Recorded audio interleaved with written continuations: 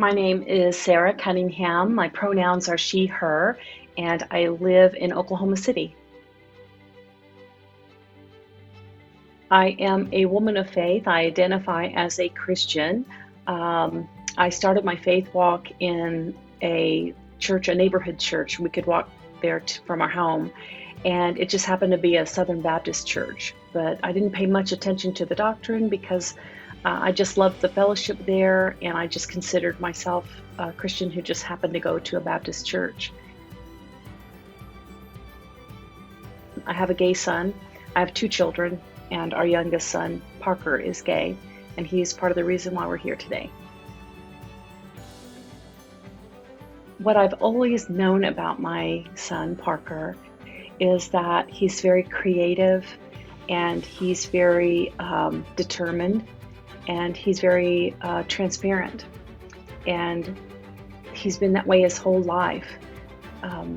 But what I didn't know is that God would give me a gay son, because we absorbed this idea that homosexuality is wrong, and that something had to be wrong with my son, or that he was in need of some sort of spiritual fix. And so we raised our children in the church. And then when Parker tried to have those conversations with me, I just manipulated the conversation. I thought it was a phase. I just didn't allow him the space to have the conversation. But he's always stayed true to himself. And it wasn't until he was much older that I was really forced to really listen to him. What I've learned about Parker since he's been out is that he is a man of his word. He's a man of integrity. He's a man who has just always stayed true to himself. But to see him live authentically and happy, that's something that I hadn't seen prior, and that I'm glad to be able to see it and celebrate it with him. I've learned about myself that I can still be a woman of strong faith, a mother, and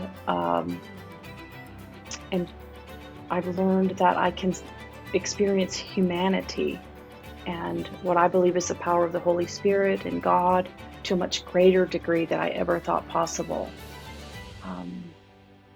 I just experience humanity to a much greater degree.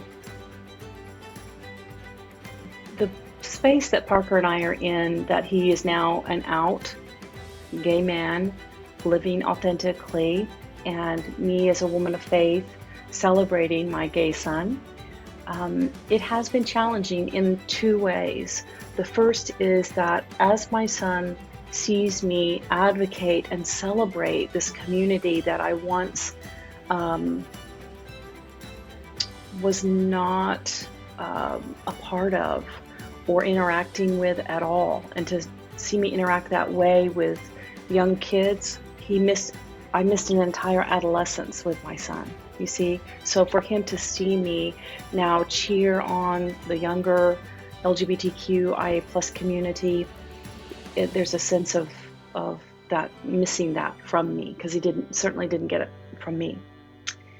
And I'm thankful that he had teachers in his life and other friends that he was safe with at his school or in his place of workplace. But the second part of that is that, I acted in ways and I said some things that were pretty harmful to Parker. And I regret that, and I'm very transparent about that, but it hurt him in ways that we're still working through.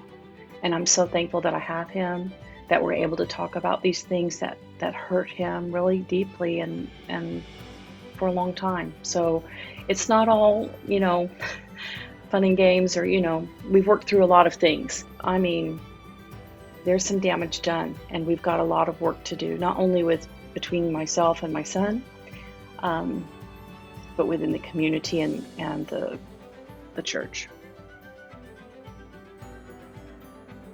I remember when Parker was about 5 years old was my first glimpse that he might be gay, is that he was upstairs playing with a friend, and they came barreling down the stairs in one of my dresses and a pair of my heels. And he danced around and twirled in that dress, and I had never seen that expression on his face of pure joy. And he was 5 years old. And that was my first inclination, like, And he, that was my first glimpse of it, and I'll never forget it. And then, like I said, he tried to have that conversation his whole life at the kitchen sink, after dinner walks, and I was just continually taking his spiritual temperature and just hoping that somehow God would not allow me to have a gay son, because I felt like I failed as a Christian. But now I know, after learning about the history of human sexuality and science and evidence, and ultimately hearing testimonies from gay Christians, that allowed me to see that you can be gay and you can be Christian. And so there's been pivotal moments within our family of Parker's coming out. But finally, when he turned 21, he took a stand as a gay man because he met someone. And he said, "Mom, I met someone, and I really need you to be okay about it." And that's when I had to face the reality that my son's gay. And he had to face me, which started out bumpy, but it got better. When Parker when he took a stand as a gay man and said, "Mom, I met someone, I need you to be okay about it," I behaved badly, and I said some things, and I acted in ways that I regret even today. I had to re-examine everything that I believed. I thought I was the only mother with a gay kid in the world, but having these thoughts of that my child was condemned to hell and burning for eternity. I was frozen in that fear. And that's when I really had to reconcile my faith. Like, how could a loving God who knows my son, who I've committed my family to, and we raised our children, reject my son, because my son loved the Lord? And so I had to reconcile all of that. And then I didn't know where to look for resources. But finally, I found a private online Facebook group for moms with gay kids. And there were about 250 moms in the group at that time. And we all had the same story of feeling alienated from our families, from our church homes, even from parts of society, because we absorbed this idea that homosexuality is wrong, that something had to be wrong with our children to make them gay, and that we failed as Christian parents if we acknowledged, tolerated, and don't even think about celebrating this within your child. So all of those things led to a great depression. I was downcast. I learned the true meaning of downcast. I felt every muscle in my face. It was a very difficult time in the life of my family. And until, again, I met moms, and moms learn from other moms, parents learn from parents. And I was seeing how they were learning about the history of human sexuality and science and evidence, and ultimately testimonies from gay Christians. And then it took meeting the community and hearing their stories that changed my mind dramatically. And I no longer believe that homosexuality is a sin. I believe that homosexuality is a gift from God to this world to be celebrated.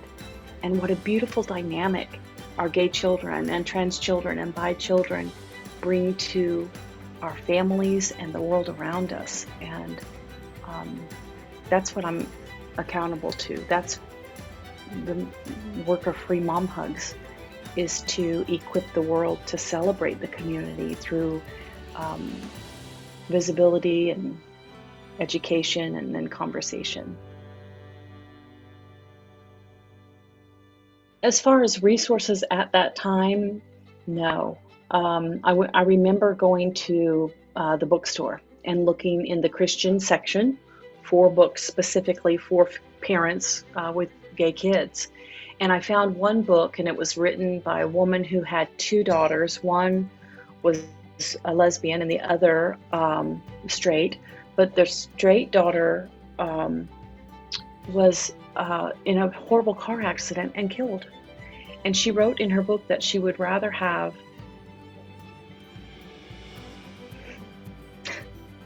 that she could handle that better than she could having a lesbian daughter. And that didn't help at all. Like, it didn't. Would I rather have a dead son than a gay son? Not at all. And it was very disheartening, very discouraging. And at that time, I even considered conversion therapy because I thought I was saving my son from the depths of hell. But at that time, they're learning more about conversion therapy and what harm and damage and how deadly it is. So it was very difficult. It wasn't until I found that private online Facebook group, and there they had resources. They had faith-based resources, and I needed to hear from someone who shared my faith that it's all right to search this matter out. It sounds absurd to say it now, but I needed permission from someone who shared my faith that it's okay to search this matter out. And when you do, that's when you find the resources that you need to fully accept and celebrate your child as a gift from God, I believe. And so, but they have in this private online Facebook group, Liz Dyer's group, they have resources, faith-based resources, again, science and evidence and books and films and other families who have gone through the journey. And you could just put out all your anxieties in this private online Facebook group rather than putting that on your child. So it was a wellspring. I mean, I cry when I think about what a wellspring of resources that was there, not only in the moms like me, but in the resources that were available there. It really is the difference that made a difference in my life and my advocacy and in the life of my family, because it was a really difficult time, but it doesn't have to be a difficult time. It doesn't have to be a hard time at all. I support my son first and foremost as a mother. A mother wants to make sure that their child is cared for, happy, healthy, and has rights just as much as my straight son. But as we all know, my straight son now has more rights than my gay son. So that's something that I'm advocating for. Being a woman of faith, a mother with a gay child, is to not only make sure that he's taken care of as far as equality, I have a right to the same health care, housing, and things like that, but it's also to provide a spiritual well-being, a spiritual platform. I always got the idea that a mother is a picture of the Holy Spirit, and you guide and you come alongside and you love and you nurture, and that's the fruit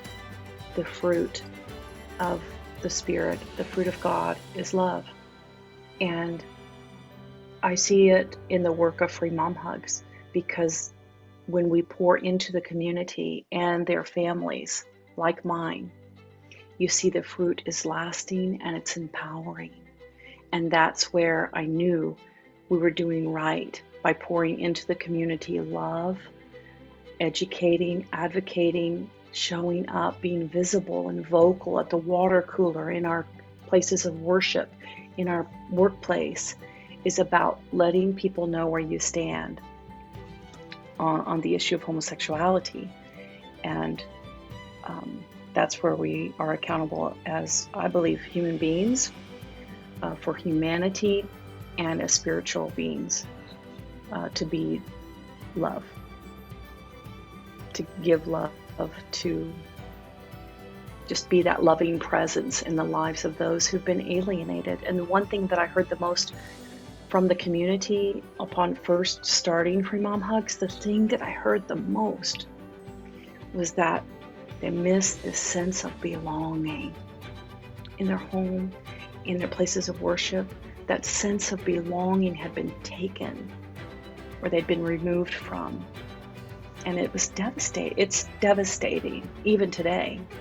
And so that's what's at the forefront of everything that we do at Free Mom House. What I wish I would have done when I saw Parker dancing in my dress on the kitchen floor, what I wish I would have done is to celebrate him then, is to just scoop him up in my arms and celebrate him from that very moment, to never have shamed him with the very best of intentions. I wish I never would have shamed him, because I missed an entire part of his adolescent life that I'll never get back. And it was a very difficult time. So I regret that. That's my biggest regret, is not getting to that point sooner. What I would say to a parent who's just hearing the words, I'm gay, or I think I'm bi, or trans, or wherever that spectrum may be, what I would say to a parent is that celebrate your child, or you are going to suffer with them. You find parents who will love and support you through this. You surround yourself with people who will love and support you through this journey, and your child. And if you don't have those people in your life, then you find them, because we're here. We're here. You surround yourself with people who will love and support you and your child through this journey. And again, if you don't have people like that in your life, then you search for them, because we're here.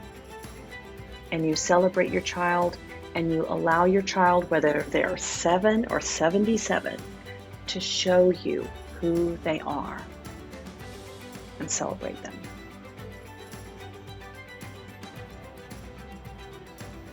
What I imagine God to say about my son is that he's beautiful and wonderfully made. What's that saying? Oh my gosh.